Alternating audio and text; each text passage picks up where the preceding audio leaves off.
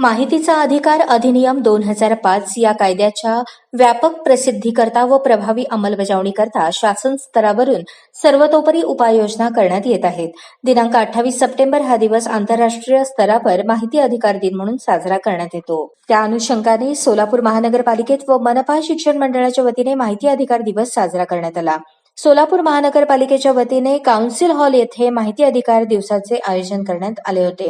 याप्रसंगी सोलापूर महानगरपालिकेचे उपायुक्त आशिष लोकरे यांनी उपस्थित असलेल्या सोलापूर महानगरपालिकेतील माहिती अधिकारी आणि जनमाहिती अधिकारी तसेच कर्मचाऱ्यांना माहितीचा अधिकार अधिनियम या कायद्यातील तरतुदी आणि कार्यपद्धतीची माहिती अधिकाराचे महत्त्व तसेच माहिती अधिकारात येणाऱ्या विषयांसंदर्भात माहिती दिली.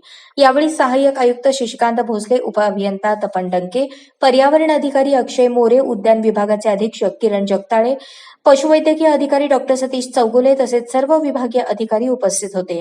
सोलापूर मनपा शिक्षण मंडळाच्या वतीने सकाळी कॅम्प प्रशाला येथे सर्व मुख्याध्यापक, प्राथमिक शिक्षक तसेच माध्यमिक शिक्षक यांना उपायुक्त तैमूर मुलाणी यांनी माहिती अधिकार दिनानिमित्त सविस्तर माहिती दिली. माहिती अधिकारामध्ये आलेले अर्ज कसे प्राप्त करून घ्यावे, याचे उत्तर कशा पद्धतीने देण्यात यावे, किती वेळात देण्यात यावे याची सविस्तर माहिती उपायुक्त तैमूर मुलाणी यांनी दिली. माहिती अधिकाराची जनजागृती सर्वसामान्य लोकांपर्यंत व्हावी यासाठी कॅम्प प्रशाला येथे कॅम्प उर्दू माध्यमिक विद्यालय इंग्लिश मीडियमचे असंख्य विद्यार्थ्यांचा माहिती अधिकार दिनानिमित्त जनजागृतीपर रॅली काढण्यात आली. यावेळी मनपाच्या विविध शाळांमध्ये वक्तृत्व स्पर्धा, निबंध स्पर्धा, रॅलीच्या माध्यमातून माहिती अधिकार दिनाची जनजागृती करण्यात आली. यावेळी भगवान मुंडे, अल्लाह बख्श शेख, सर्व मुख्याध्यापक, शिक्षक, शिक्षकेतर कर्मचारी उपस्थित होते.